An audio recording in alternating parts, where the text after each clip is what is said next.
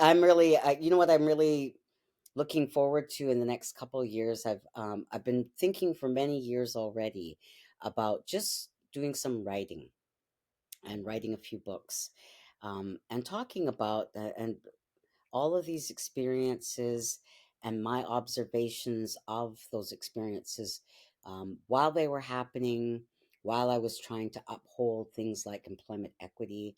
I started doing that in the early 1990s when I first joined government and was actually on the Employment Equity Committee. We had to update the provincial government's policy. Oh, if people only knew uh, what it was like to be on a 50 person committee, which is just absolutely unheard of in this day and age. But there were 50 people apparently, and I remember sitting at this long table in this big room with all these white people, and one person from who had Chinese ancestry, and one person of South Asian ancestry, and me. We were the three equity people, and I think a person who was in a wheelchair, and then four of us would go outside for coffee, and we'd laugh around about what little tiki boxes we were filling because we were pretty cheeky about it by then. And then someone amongst the white crowd would go, I don't know what do Native people think of this, and this whole table would all look down the end of the table to me. And I'd either tell them something that would shock and disturb them, or I would say, why are you all looking at me like I speak for all Indians across the country? Like, that is racist in and of itself. If I thought for a moment that that would land on any one of them, I would say that. But mostly, right over their heads, right past their ears. They didn't even hear it or even absorb it How at all. often have you had to be a representative of your people? Yeah. Yeah. What's the native way of saying blah, blah, blah? I'm like, I don't know. It's like, it reminds me of that old joke. Do you have a native name for your dog? Yeah. What is it? Dog. I don't know.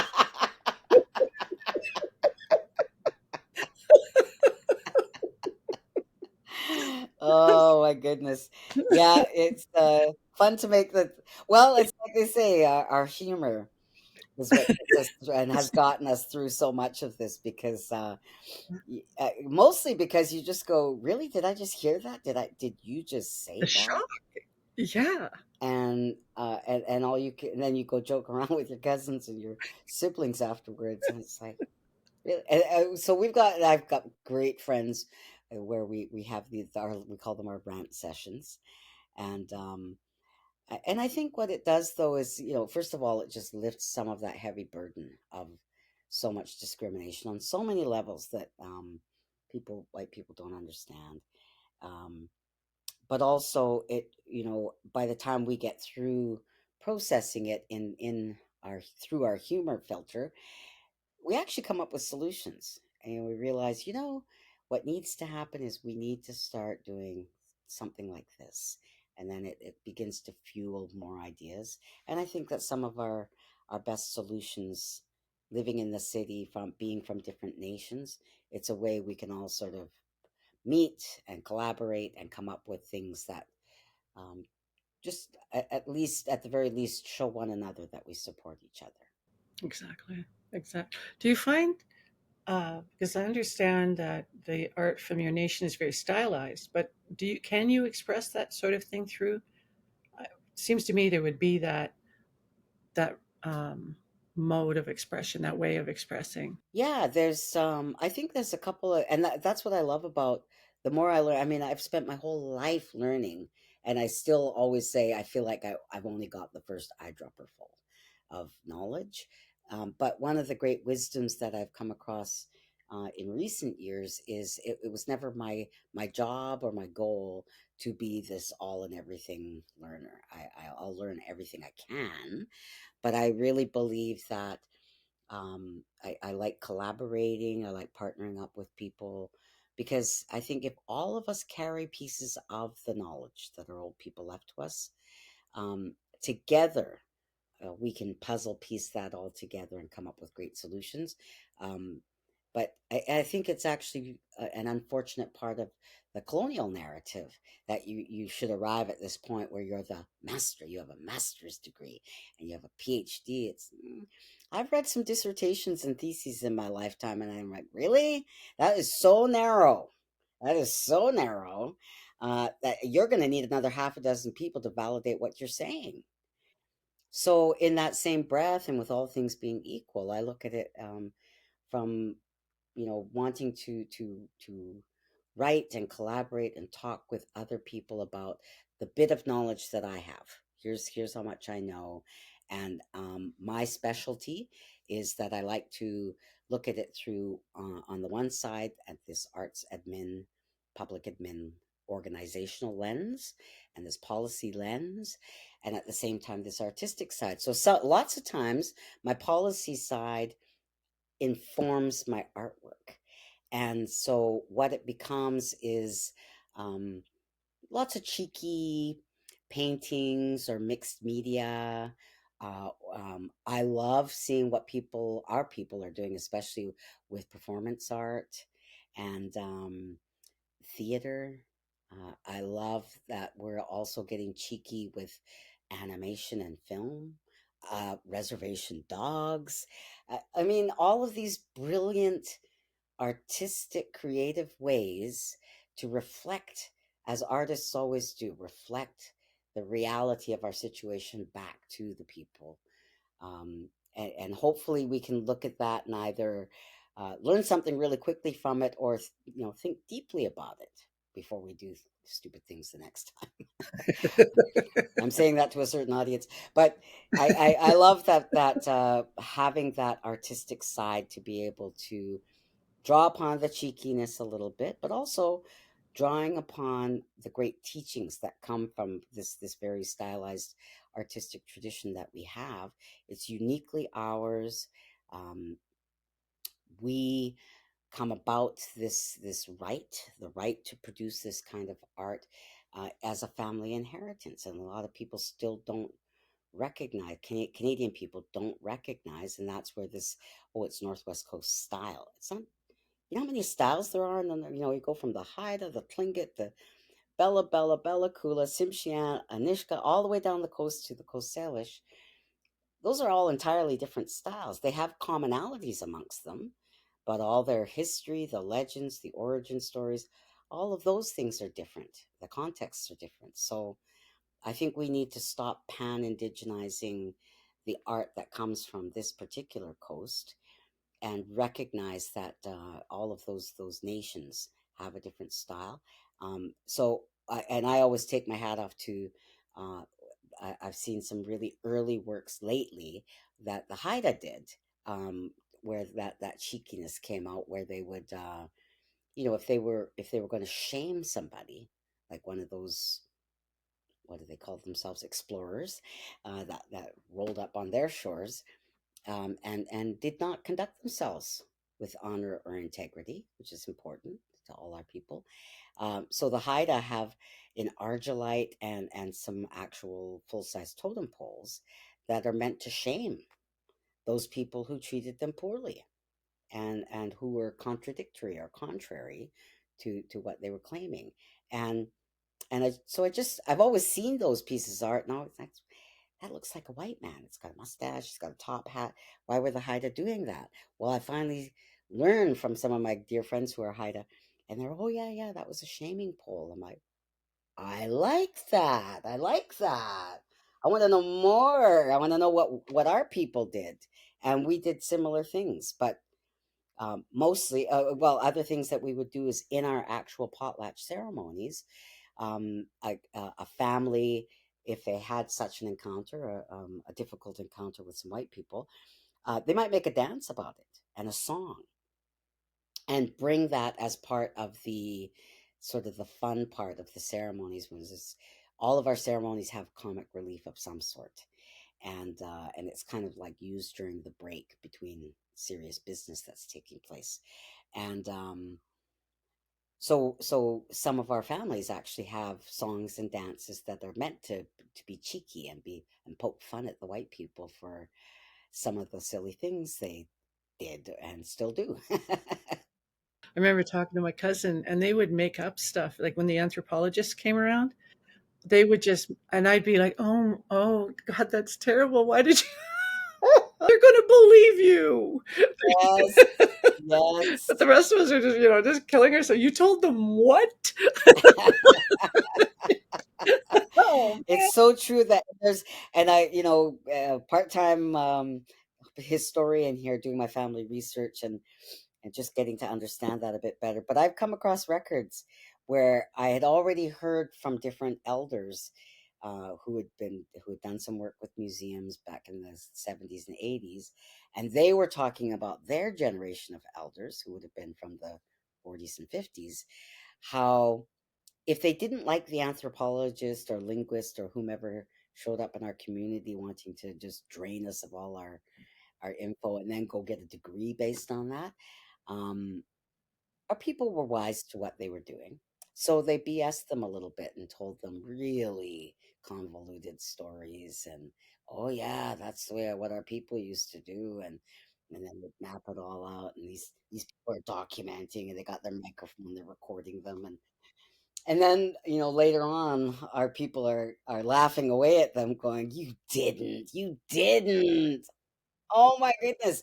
A really good example too is Edward Curtis. Edward Curtis did a film called In the Land of the Headhunters, it was originally called. I think it was in the 1912 or early 1920s. Um, and it got rebranded as In the Land of the War Canoes.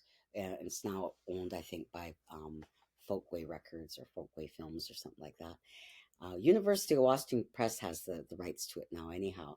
But the stories that have floated around all our families and communities over the years were the old people who starred in the film. It was fiction.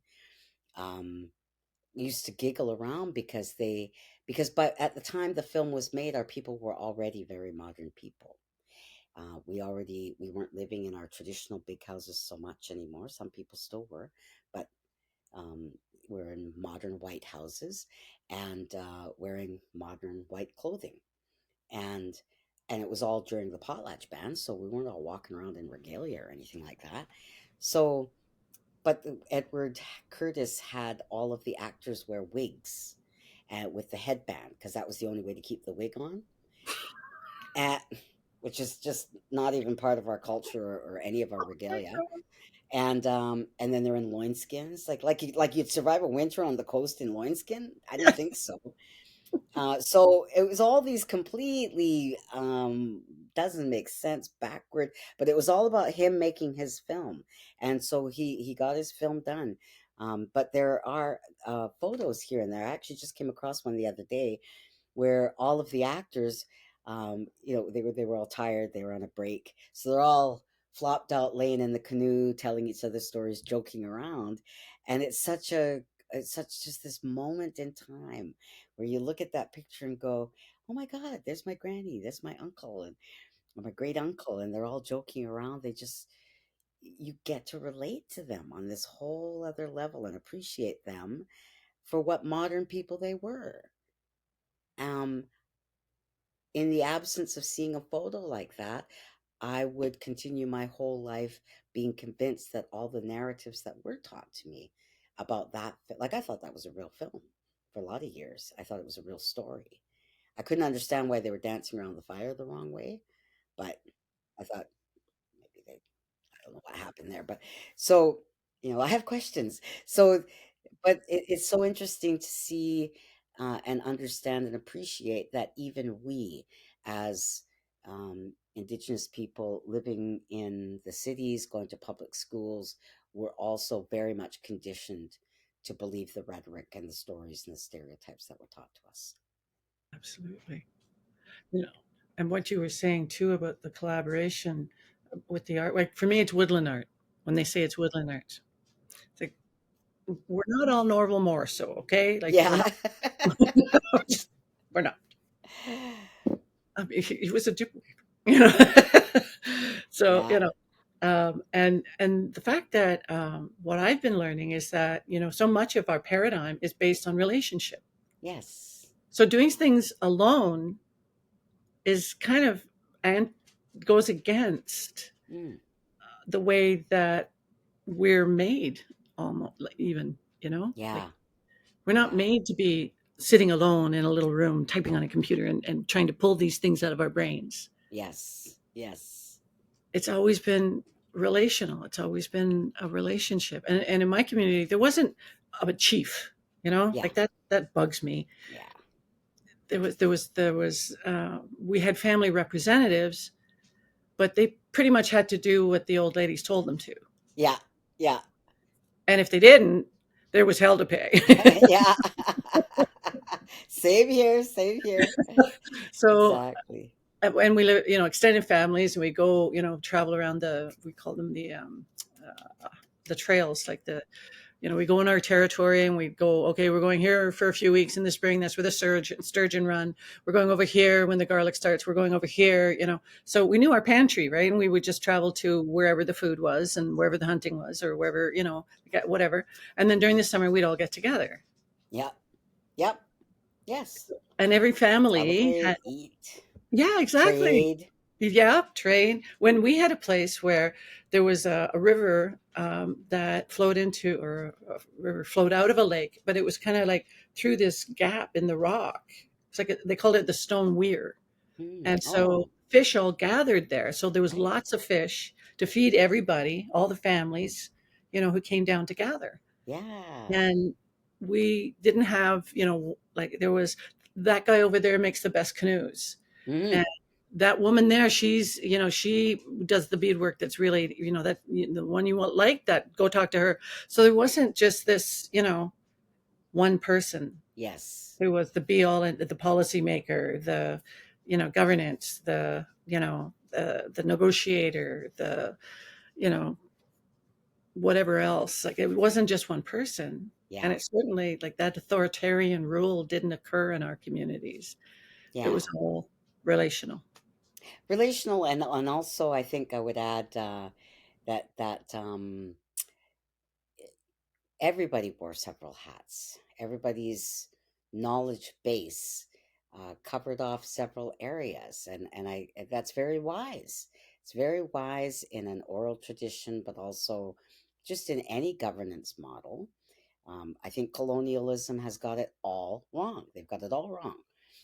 It's not helpful. It's not productive. It doesn't get anyone. I mean, just look at where we are. It's not all that successful. Meanwhile, we've been around since the beginning of time, and our system worked just fine. So yeah, Exactly.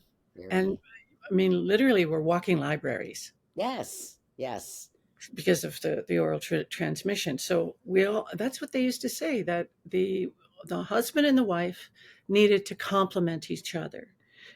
They had to know the skills of the other partner, because if something happened to one of them, the other one would still be able to raise the children and keep everybody alive.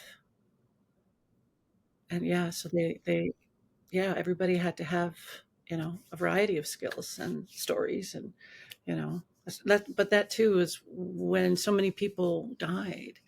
So much knowledge was, like, when entire we had, apparently, up in the Barrier Lake, there was over 1,100 families. This is what I've been told. But then tuberculosis hit, and we were reduced to 100 families. So over 1,000 families, and everybody's having 10, 12 kids, right? Gone because of tuberculosis. well, and this is also what all the smallpox, TB, all the different residential schools over Hmm. time, all of those things um, created the justification or rationale for the whole salvage archaeology, collect from the dying race ideas, and this is what I got to really dive into when I was working at the museum, and how I ended up coming back to many of our communities that I was there for about 4.5 years at the museum here in Victoria. And one of my biggest messages was I'd say, as an artist, I'm just going to speak as an artist right now. And I go back in those rooms and I look at those collections. They are our belongings. They are our cultural belongings. So I prefer that term. Um, but they're not objects and artifacts, and a lot of those works created by artists, created by creative people. We didn't have a term for artist either. It was people who knew how to make those things.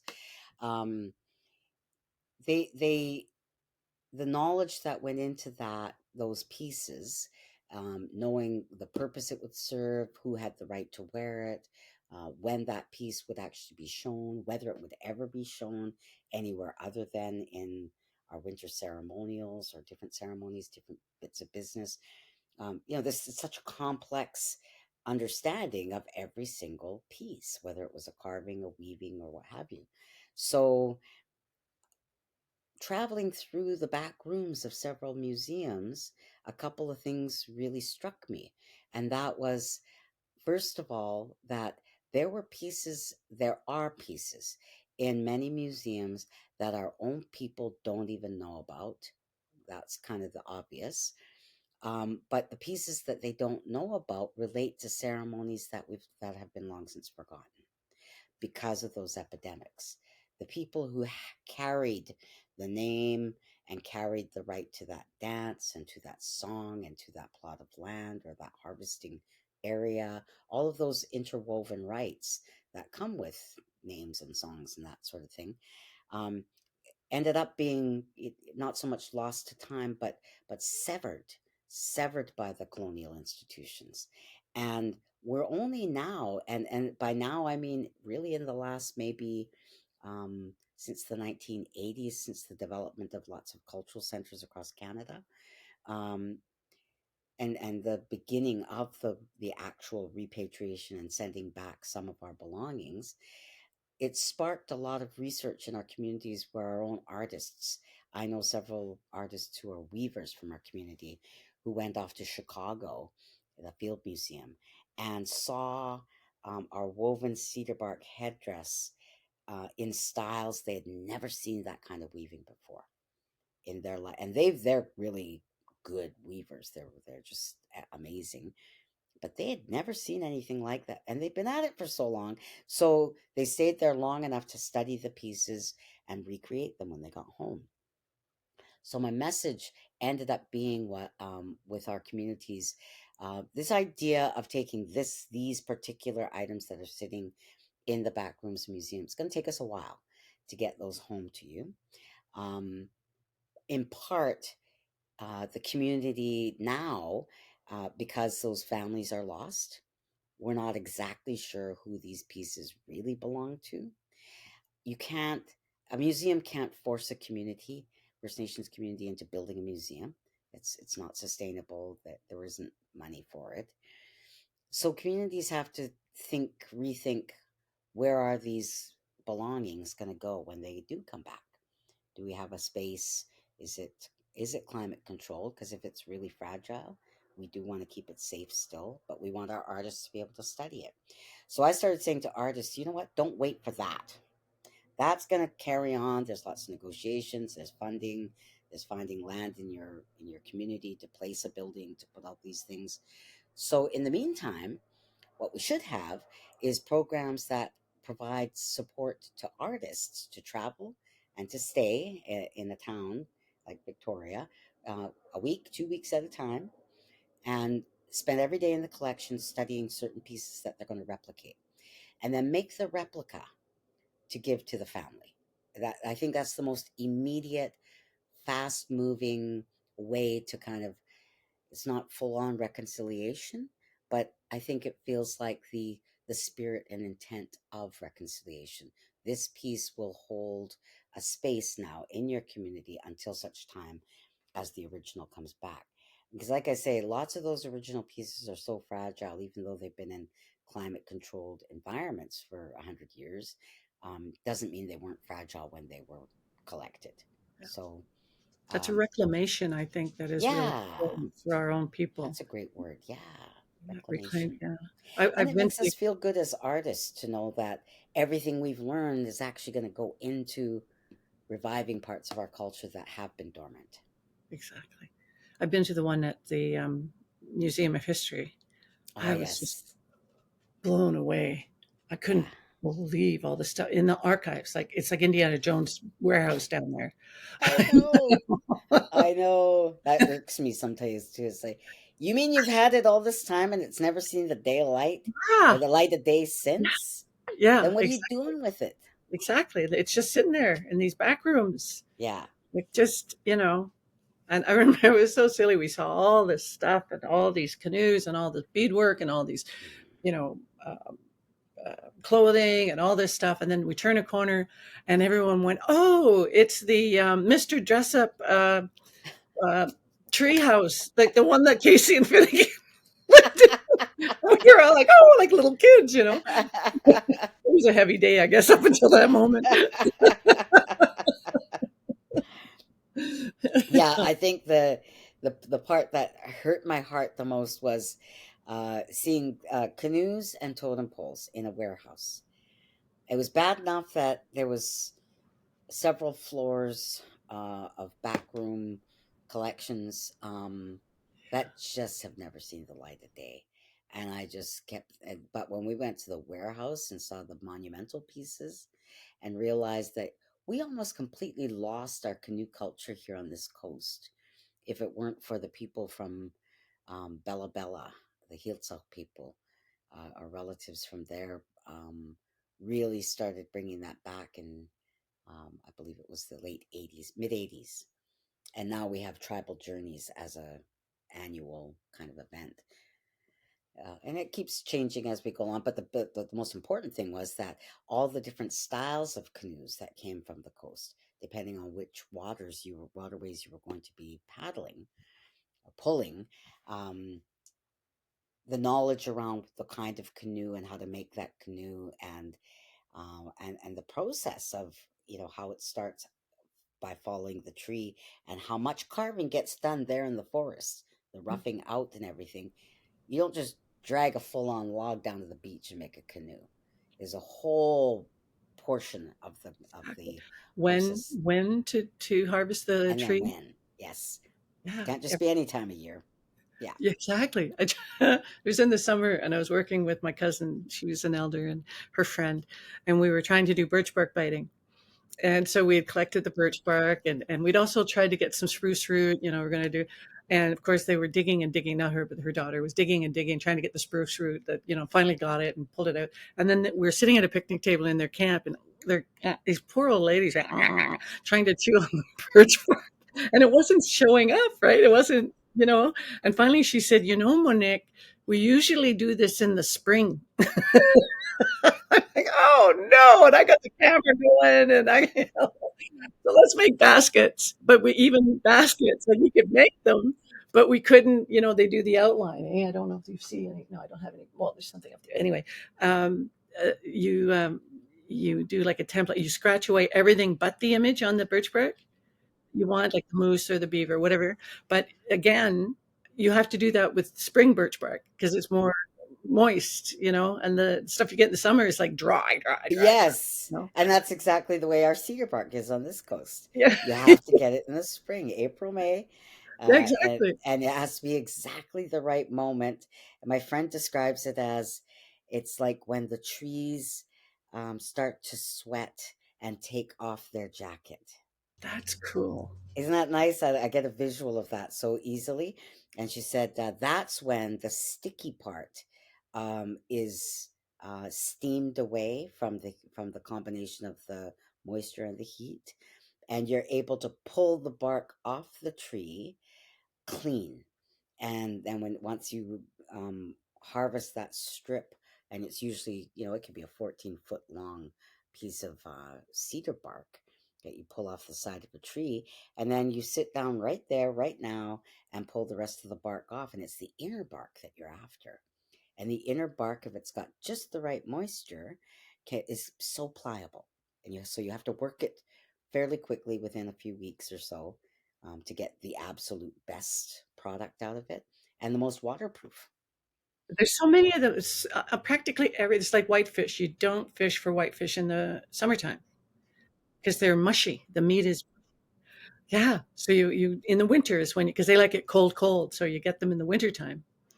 And that's when they're it's sweet and just I love whitefish. I'm just Oh, flaky goodness. I know. yeah. I know. I've been out there. I've tried it. I'm like, okay, I'm coming back for a visit just Yeah. for this. Just Yeah. for this. This would be really good smoked. Oh yeah. Yeah, they do that. They smoke or sturgeon is amazing smoked. I don't really sturgeon is okay, but if they smoke it and then almost like mix it and my cousin says you got to use Miracle Whip. Don't use mayonnaise, use Miracle Whip. Yes. Make like a smoked sturgeon salad. Oh, yummy. That sounds Oh, amazing. organic. Oh, Ah, yeah, I might have to have lunch after this. I think I will. There's a So bannock true. wagon down the street from me, so I may just have to head No out and get it. way. Yeah, Oh it's man. great. I was actually just watching them on TV the other day. I think there's two of them. One's called the Bannock Room, and the other one's called Hungry Bubba's. And Hungry Bubba's, they were doing the story with them. But the Bannock Room is right beside the what's now the Royal BC Museum, right out front. It just couldn't get any more inner harbor, Victoria Inner Harbor. So you got all the tourist traffic going by. Um, but both of these fully First Nations owned food trucks have talked about like things like Canada Day, non-stop 12 hours on their feet, bannock after bannock, or fried bread after fried bread after fried bread, all day long, thousands upon thousands of people. They're just cooking it up. And I just thought, this is so brilliant. Like this is I love to see our people succeed in that way.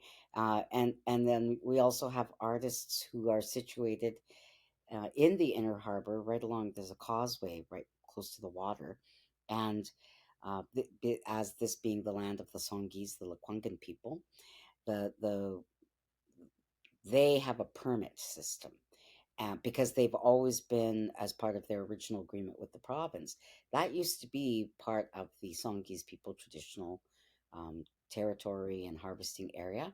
And so, through some political agreements, the agreement is that Songhees will oversee a permit system for artists to be able to sell their artwork on that causeway. So, if even if you're from another nation, you can still get yourself a permit, and then you head down there every day during the summer and do your business. And I love going. I go down there and I hang out with all the artists. I bring snacks and fruit, and make sure they eat. Like bring a bag of apples and nectarines and make sure that they eat, and bottled, not plastic bottled water, but glass bottles of water, wherever I can, make double use of those. So, got to walk the talk on the environmental stuff. So, I love hanging out down there because every time I go down there, I meet someone who's in the new generation, the next generation, starting out, and then some of the old timers who've been doing this for their whole lives, and they actually make a quite a nice livelihood, selling down there in the summer times. I think I'm going. Would they still be out there in September? Do you think?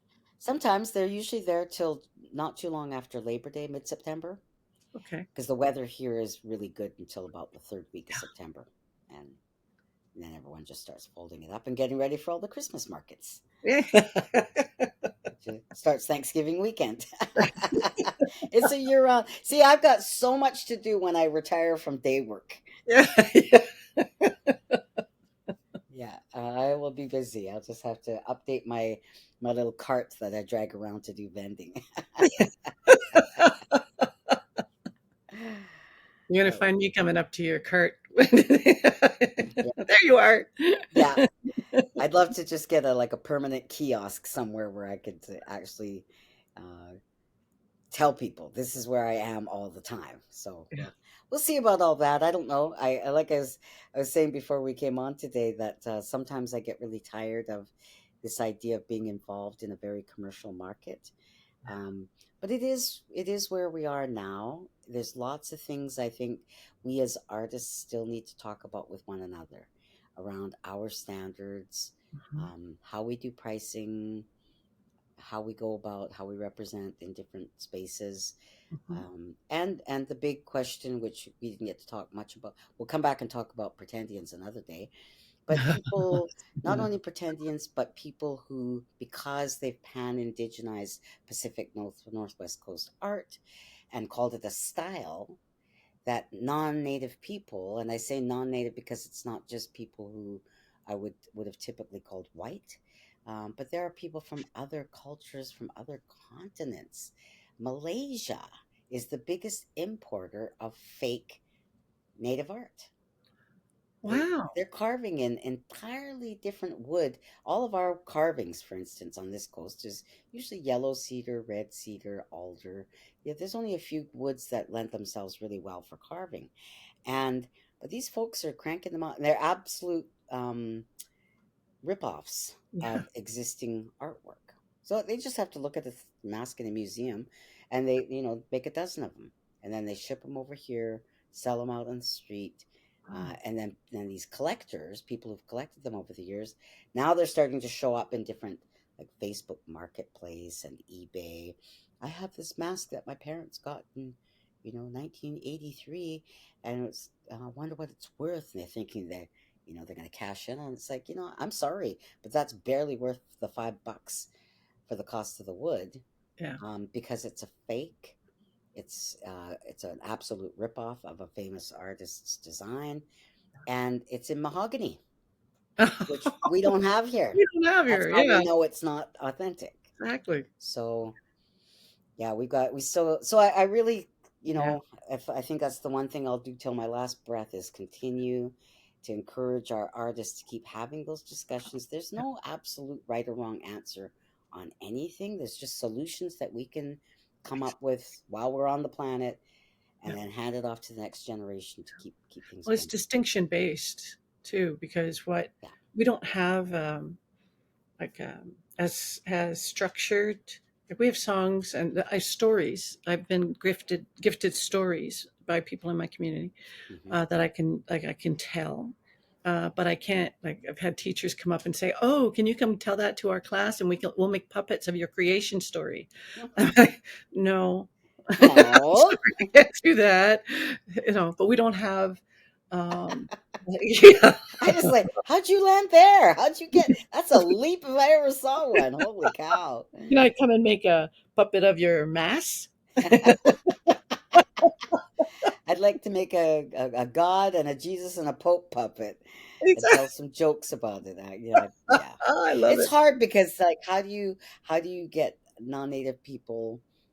It's hard to swap it out and go, imagine if I did this with your sacred thing. Well, they don't It's have not to the do same that. thing. You get It's all, not. yeah. Well, that's why, reservation dog.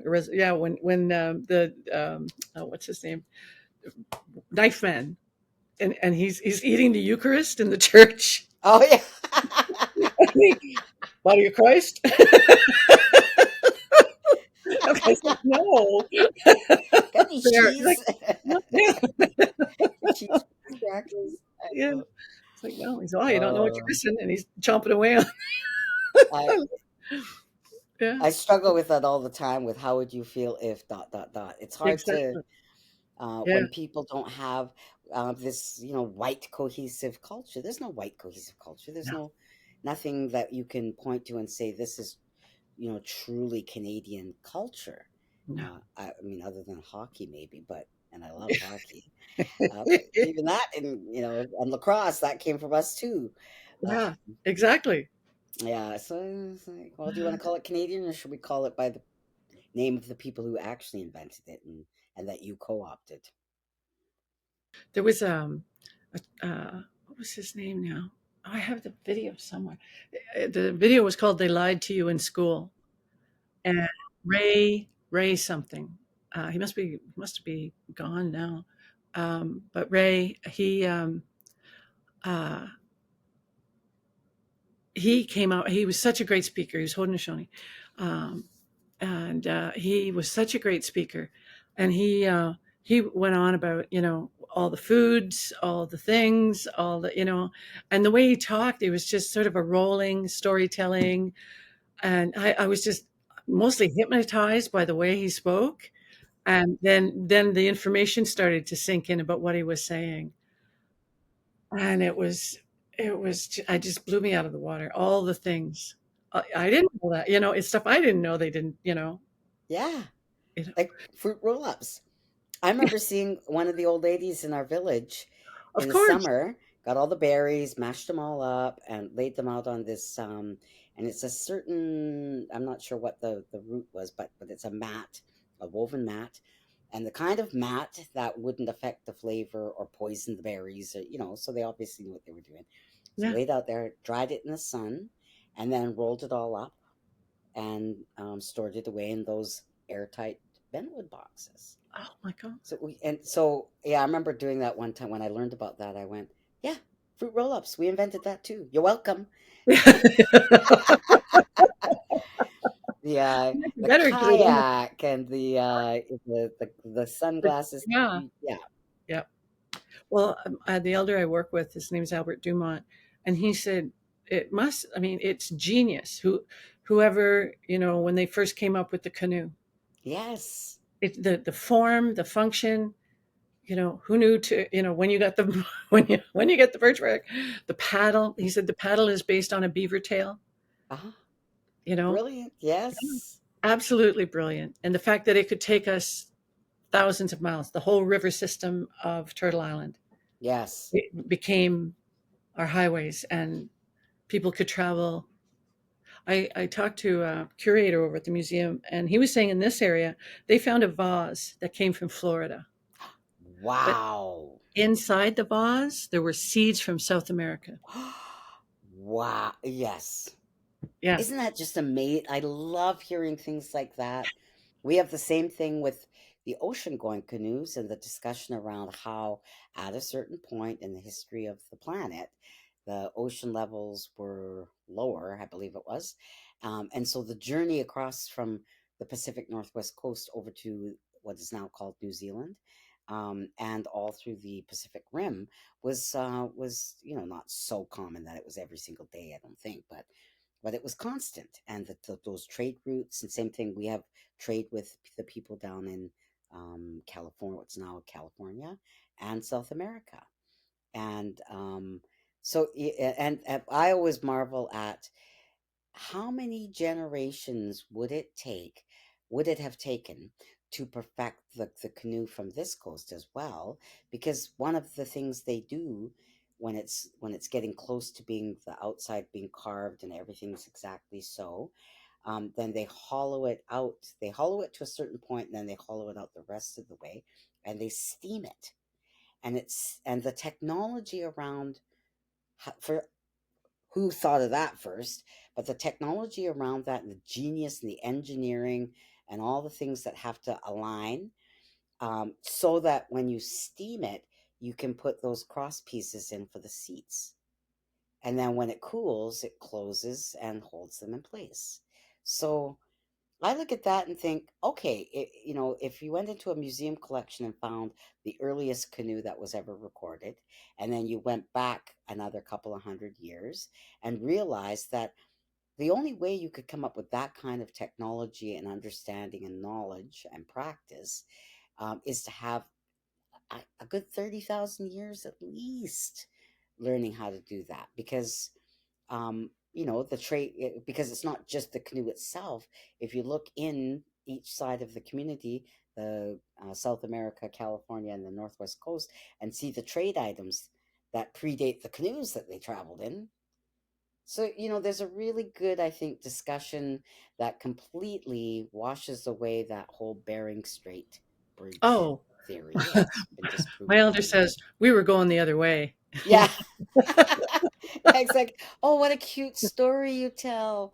Yeah, Yeah. that's sweet. Yeah. I argued with our archaeologist at the museum about that, and he was adamant, like he was going to tell the story. He has proof. He's a scientist, and so I let him finish telling his story, and I just said, "Well, that's a cute little rendition of your history, but that's not how it really went down." But you're allowed to believe what you want to believe, and it's really interesting how white people respond when you're condescending to them. Oh yeah. It's not nice, is it? Yeah. Doesn't feel good. Well, there's the whole story from the Dene who talk about how, or the Navajo, who talk about Right, how they have stories of people who left to go up north. And then you discover the language of the Dene is the same as the language of the Navajo. right, and goes all the way up to the Northwest Territories. Yes. exactly. So we That were that going the other way. whole strip of land. It's like, no, we weren't going south. We were coming north. That's right. Yeah, Because we came from the south and went up. Yeah. yeah. Yeah. It's so much this, and it's so unfortunate that there are people in professions like archaeology Mhm. who just refuse to give up. Oh, they're like they're Clovis stating, and um, how many There's a times do we new have to book out disprove with it? they were talking about that. There's some new book, and I was there to do the opening, and then they had me, they come, can you bless the lunch? Okay, so I come. I never know what to say with that. Thank you. You know, let's eat. You know, so, so I'm sitting at the table with these all men, right? All white guy. It was like a tech kind of Oh thing. yeah, And this guy's really anxious to say, "Oh yeah, I read this book and la la la about the Bering Street, and I came across the Bering Street." And I said, "Well, that was wrong." And I'm supposed to be this, kindly, you know. Like no, no, that's. And I told him about it, the other way, and he was like, "Well, no, it says." And I said, "Well, it's no. yeah. Well, they're wrong. That's just wrong. That's just wrong. Yeah, just no, just no." Yeah. Well, there's Mm-mm. a lot of careers that are hanging on those old narratives, Yeah, well, because and then it makes it look like we're not the first people, like yes, there's that. Yeah. Oh, so so then you came here from somewhere too? exactly. Yeah, So, which is justification for taking lands. yeah, it's just yeah. Yeah. So that's manifest destiny, is it? Yes, yes.